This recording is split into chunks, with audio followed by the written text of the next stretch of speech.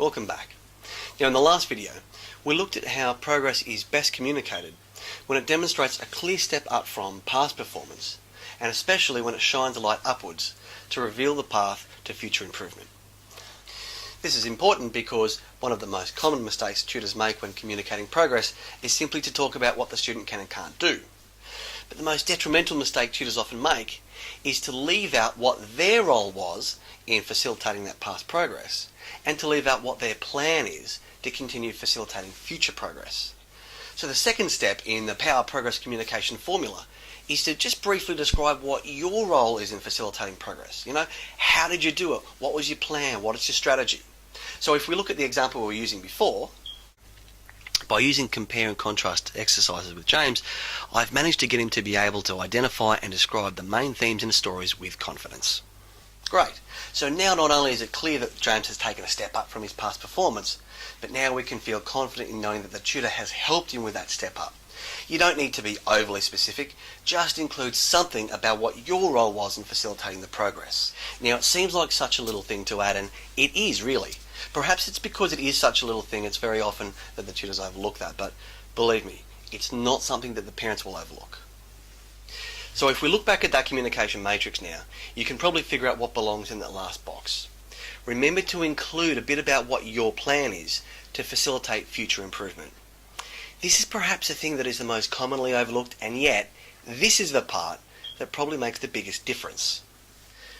So what I'm about to describe in this section is a really common communication breakdown that happens between parents and teachers. Now a lot of our tutors are either teachers or student teachers or teachers' aides, but very few of them are actually parents. So for this part of the process, I'd like you to try as best as possible to just try and step outside of your usual teacher model of the world and instead step into the world of seeing things through the eyes of parents.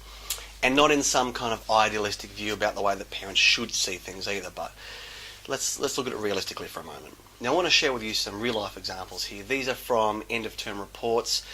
Looking at these through the eyes of a parent though, I want you to see if you can pick up on where you think the problems are. Okay, so look at this one. Jordan needs to be more motivated when doing his homework. How about this one? Monique needs to be more careful when reading exam questions. You see the problem yet? How about this one? Lucy needs to sound her words out rather than rush over them and guess. Now, how would this make you feel if you were the parent reading this from your child's tutor? Well, imagine that your car keeps overheating, so you take it to the mechanic. Mechanic looks at it and says, it needs a new radiator. Okay, see you later. Or how about you go to a doctor for a painful infection, doctor checks it out and goes, yeah, looks like you need some antibiotics, so all the best with that, and sends you on your way. I mean, what are you going to think?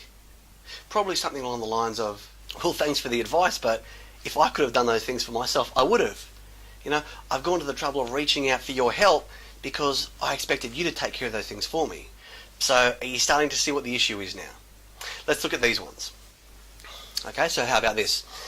Jonathan can improve his numeracy skills by practicing counting backwards. Or another one, Liam can improve his confidence towards exam taking by practicing past HSC papers.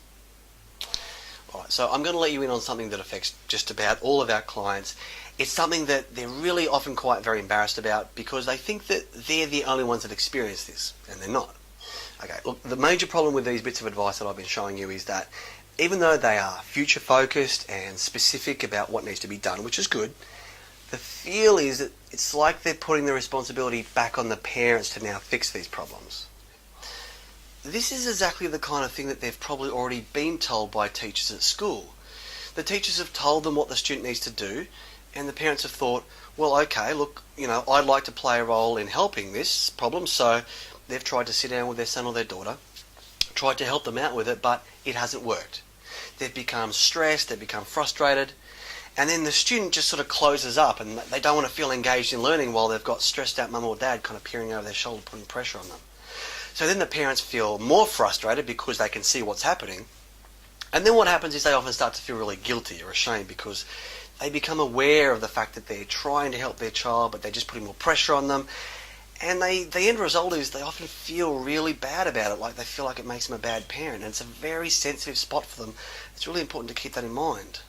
They want to do what they can to help, but often they get to the point where they decide that the only thing that they can really do is to just take a step back, call somebody in, like a tutor who knows what they're doing, but also that can be neutral and offer support where they feel like all they're adding is extra pressure. So it's really, really important to be aware of this issue and treat it with delicacy too. It's a very sensitive point. So again, putting yourself in the parent's shoes, imagine now that the teacher's giving you some advice about what your son or your daughter needs to do. Taking on that advice, you try and help them out, but you fail at it, you feel terrible, you feel helpless.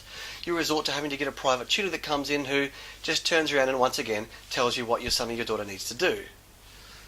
So using that original example of James struggling with his multiplication skills, the way a tutor might have worded it could be, James could use times tables exercises to help improve his multiplication skills. But the problem is his parents have probably already tried doing this and it didn't go so well. That's why they've come to us. That's why they've reached out to help for you.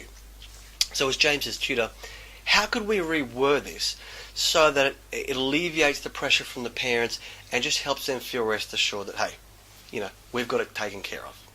Well, how about something as simple as, I plan on using times tables exercises to help James improve his multiplication skills. Now don't get me wrong, sometimes the parents will really appreciate some practical advice that you can give them on how they can help play a role too. So the mechanic might say, look, here I fixed the radiator for you, but here's some simple advice on what you can do to keep the fluids topped up in between services.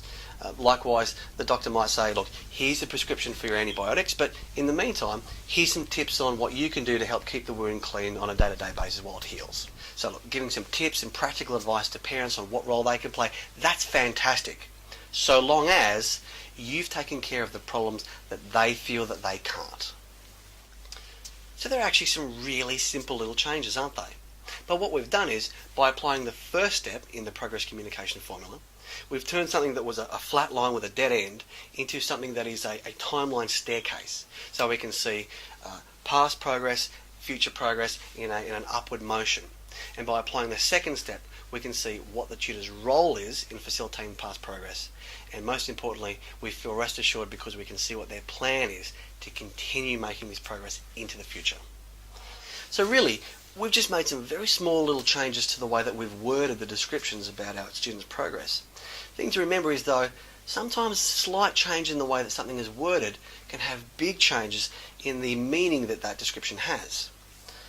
So to summarise, after you've implemented the first step in the progress communication formula by describing what past progress has been and giving them an idea about future progress, remember to include what your role has been in facilitating that past progress and what your plan is to continue facilitating future progress.